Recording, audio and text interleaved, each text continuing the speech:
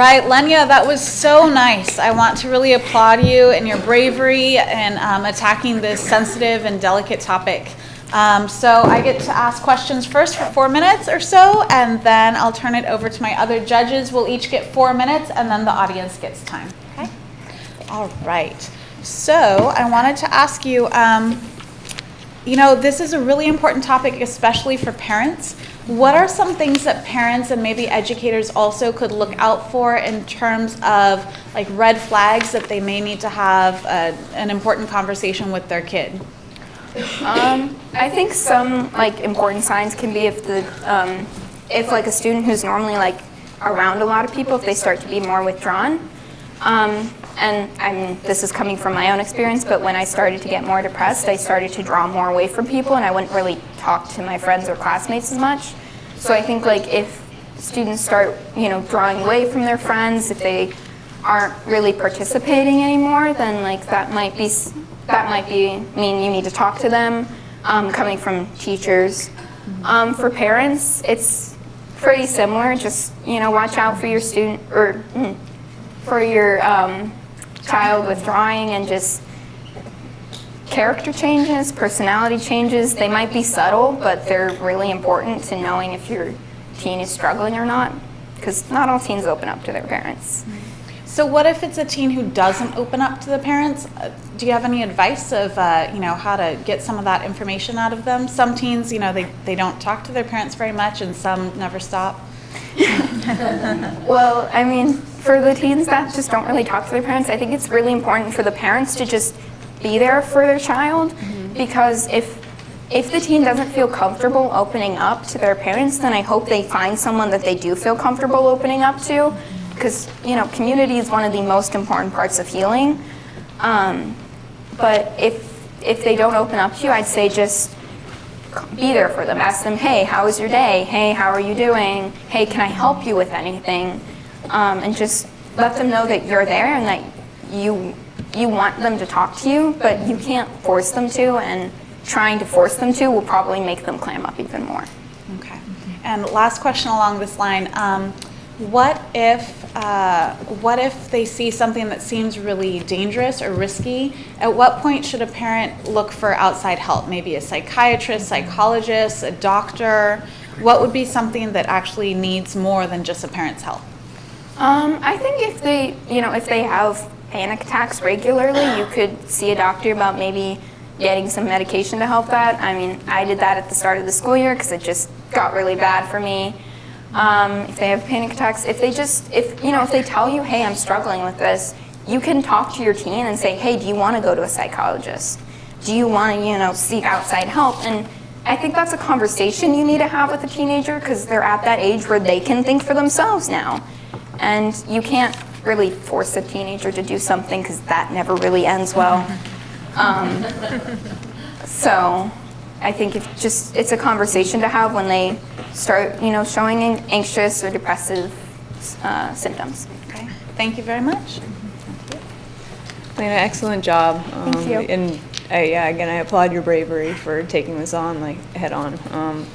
First question that I have for you is, what do you, in the relationship that teenagers maybe are now lacking with God, what do you think that the Christian church can do to try to open up to and appeal to teenagers more, in order to, again, not have them try to fill their lives with these other things, fill the void with other things? I think youth groups really help, and that probably sounds like a really standard and cliched answer that's very vague. But just like having, youth pastors and people who are there just to talk to the teens if they need it. A weekly youth group is great because it's not like with the adult church where you feel like you can't open up, but it's a bit smaller, and so you feel like you can talk a bit more. This is just coming from my own experience, of course, but just that's really good, and just having people who are willing to listen is just really helpful, who just check in with you, hey, how you doing? Okay. So with that, again, one of the kind of the cyclical nature of this is, you're kind of, it's very, the self-loathing and the anxiety. You want to be, you're kind of isolating yourself because you feel you can't be around other people or you're going to be judged. And then again, that leads to even more withdrawal. So what, how do you, kind of to Ms. Keene's earlier question, how do you recommend approaching somebody? If you were, as a teen, how would you approach a friend or recommend to a parent that they try to get them out of that? I just go up to them and say, hey, are you okay? I've noticed you've been kind of not as happy as you normally are, or not as, social or whatever, and just be like, hey, you okay? Is there something going on? Do you want to talk? And just, like I said, you can't force them to talk, but it's good to just know that they have people there that won't judge them, won't condemn them, won't brush it off, and just saying like, hey, no problem's too small. I'm here for you if you want to talk is pretty important. Okay. And then last question. So I really appreciated the Disney quote that you mentioned with "Don't be basic," because I think that's at our core, everybody's very basic. Everybody needs pretty much the same thing. So the question I have is, how do you, with everything that, as complex as teenagers' lives are now, with social media, with the pressure to do well in school, with this kind of charted path that everybody else has said is that this is the path to success, how do we as a society start to change that, to maybe open our minds a little bit more that success doesn't look necessarily the same for everybody, and how do you think education can feed into that? So I think society as a whole is just a group of people, and if we can just learn that it's okay to not always wear our facade of perfection, to know that it's okay to talk about our problems and say, hey, I got issues. I got 99 problems and my anxiety's most of them. To bring my title into that, but just to if we as a community can be like, hey, we as a church aren't perfect. We're not going to pretend we are. We're all sinful, fallen beings. If we can all admit that and just be open with each other, then the pressure to be perfect, the pressure to fit in and be perfect kind of lessens, and that can help the teen open up in their friend group, in their community of just, these are my problems. And then we can work together to depend on God and work to help solve these issues. Did that answer your question? Yeah, no, it does. Thank you very much. I just want to recognize you and honor you for your transparency. And I found about halfway through the paper as I was reading, I just so admire your courage. And especially in an area like this, I've experienced professionally that mental illness is very often misunderstood, even in the church. And I know you had a good interview with Pastor Carl, and yet if you talk to 10 pastors, line them up and you ask them questions, it can contribute to the confusion and perhaps make it harder. So I really, your writing, I was really impressed on how well and comprehensive and how well it flowed. And I was left with a feeling, I've worked a lot with people with very serious mental illness who tried ending their lives, and I was left with a feeling really hopeful. And for you, and not only that, but Lenya, I think what I felt in my heart was that however God allows these things, because when people have serious mental health issues, they have to struggle with the basic existential issues. They have to, in order to find hope, because you have to press through. And why am I like this? Why my brother and sister aren't like this, but why am I like this? And then people don't even understand me. And I have found, and I see it in you, the fact that you had the courage to do this, to press on. And I know one of the other seniors here wrote a paper about, it's in 2 Corinthians 12, about learning how to get in touch with God's power through your weakness. And that's going to perfect you. That's just going to make, I see something great in your future because God allowing this for whatever it is. And it doesn't mean I don't like it. I don't like it at all, what its impact is. But let me get to one of the questions. So you had a really good interview with Pastor Carl, and I'm wondering, there's a real lack of integration between psychiatry and spirituality. Yeah. A major, ever since the age of enlightenment, it's just things have gone further and further apart. We got science and we got theology. So in your research, just wondering how you dealt with that? Well, as you said, there's a big difference. And like for me personally, it was, finding a Christian psychologist, and they're few and far between. Yeah. I have a counselor that I go to weekly, for those of you that don't know, which is probably most of you.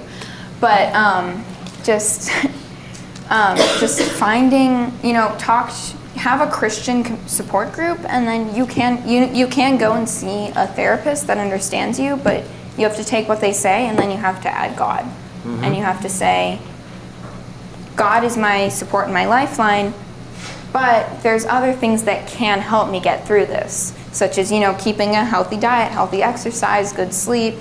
And I'm not sure if I'm answering your question, but there's a certain joint between them that you have to have. I think Kai was talking in his last speech about psychotherapeutic Christianity or something, and how you need to have both for healing. And I completely agree, because if you just have one, then that's great, but it's not going to lead you to healing. Mm-hmm. Did that answer your question? Or no? I understand, and so I think you're just agreeing that there's a divide. Yeah, sorry. And so I'm wondering, because this isn't just academic for you, Mm-hmm. That's why I just acknowledge you. This is about your life, and how there's this gaping hole in lots of research. If you're into psychiatry, medication, pharmacology, or if you're into what we can do spiritually in the scriptures, yet integrating the two. And I'm wondering if, even in your own, besides the paper, working through your own healing, if that's ever been really frustrating to bring the two together. It was a little bit at the beginning when I was doing the research, and I'd find a really good article, but it was here's the reason to live, and it wasn't God, and I was well, I can't, that's not right. Yeah. And so at the beginning of my research, it was a little frustrating, but as I got deeper, it ended up working out, because a lot of research is just you need to find a reason to live, and that everything is fallen, everything fails, so what's the reason? And that's what a lot of secular researchers said, and so it led back to God for me. Yeah. Okay, and we've got to move on to our last judge. Thank you. Lenny, I just want to echo what Steve said and how beautiful your authenticity is. And I think that's just a gift to the world that the world needs so much. So thank you so much Thank you. Your excellent research and your beautiful presentation.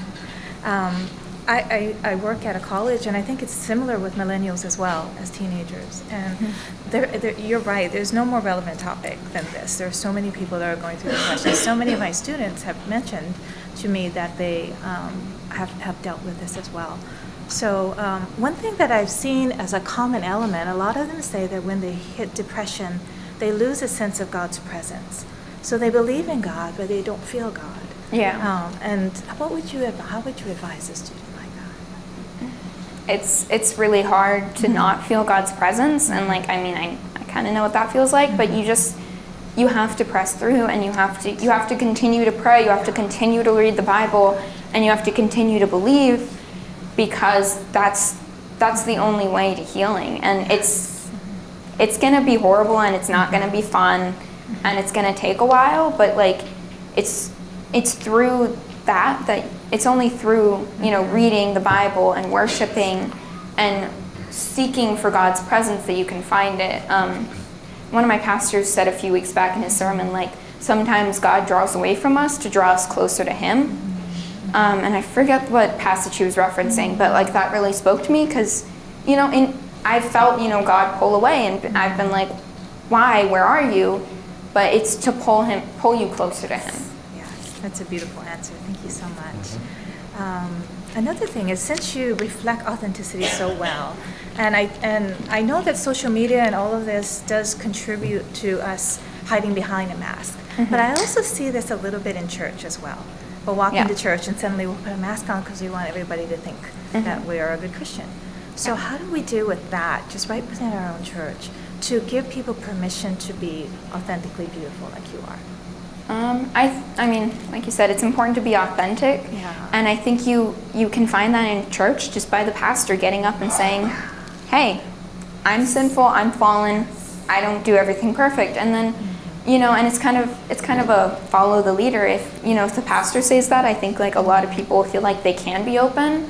And then in like small groups, you can actually start, talking about the real sins that you struggle with. Hey, I struggle with adultery, I struggle with hating people, I struggle with lying, all of the issues, and we can actually, as a church, discuss them. Yes. Because, if the pastor's open, I think that opens the door for a lot of people to be open about their issues. Very good. Great. Well, thank you so much. Thank you. You're inspiring to me. So thank you for your speech. Okay. All right, any questions from the audience?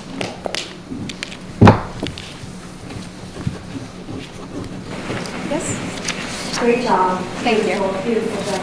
I'm curious, you may have said this, and I'm sorry if you did state it already, but what's up? It seems like there's more teenage suicides now than ever before. And just one other thing to that, that was the next part. You brought in the spiritual warfare aspect of it as well in the church, and I thought that was really, really important. So do you think there's an increase in that in this generation more than any other generation? Well, I know that like depression and anxiety rates and like have been increasing with social media. Like as social media is increased, then depression and anxiety goes up, which can lead to higher suicide rates. And I think, sorry, what was the second part of your question? Spiritual warfare, is it increased in this? I mean, I don't know if we've heard of it so much like that. Do you know what I mean? Yeah, I think it's for this generation more than any other generation. I don't know if it's necessarily increased. It might have evolved or changed a little bit as in past generations, because past generations might have struggled with, whatever they struggled with. I didn't research that. but this generation is struggling with anxiety and depression and self-hate, and those are the lies that the devil is telling us, and those are the lies that we're believing about ourselves. And that's how we see the social or spiritual warfare in, today's teenagers, is fighting off those lies and, standing in God's presence and trusting Him to fight off those lies as well. And I think it's evolved since the days of Jesus, and I'm not saying that in the days of Jesus no one struggled with that, but it probably was a bit different. Yes, Ms. Wilkes. Well done, Anya. You mentioned that media is the main contributor to this in the lives of young people, and so I just wonder, basic as I am, I'm wondering why continue to use something like social media when we really do see this correlation between depression rates and abuse? I don't think that, in and of itself, Instagram is bad. I have an Instagram, I use it. But I think it's when people attempt to put on a mask through Instagram and pretend that their lives are perfect, and that's when it causes, all the depression, anxiety, self-hate, because people are using that to pretend like their lives are perfect, because, to pretend like their lives are what they want to be. And I know with a lot of teenagers, they have their Instagram, and then they have their personal Instagram where they post the funny videos and the weird pictures and whatever. And it's I think the real person you can find in the personal Instagram, but the other one, it's just them putting on a mask, trying to be hey, my life's perfect, I'm great. And that's the part that's bad. But I don't think social media in and of itself is a bad thing, because it can connect people. Yes, Nick? I for one, I think, speak for many of us here, that we all commend you for your bravery, for practicing the speech and putting your heart into it, and all the work, all the feelings that you had are very, very strong, and commend you all, I think, for your bravery. But throughout your speech, which is wonderful, elocuted very well. As I said, you're very profound meaning. There's just one question. One question that really resonates with me, and I think will also with you. That in your vast studies and in your vast searching throughout yourself, what was the most significant and interesting thing that you learned?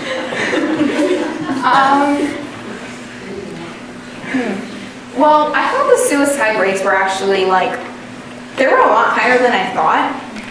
So I cried when I read that.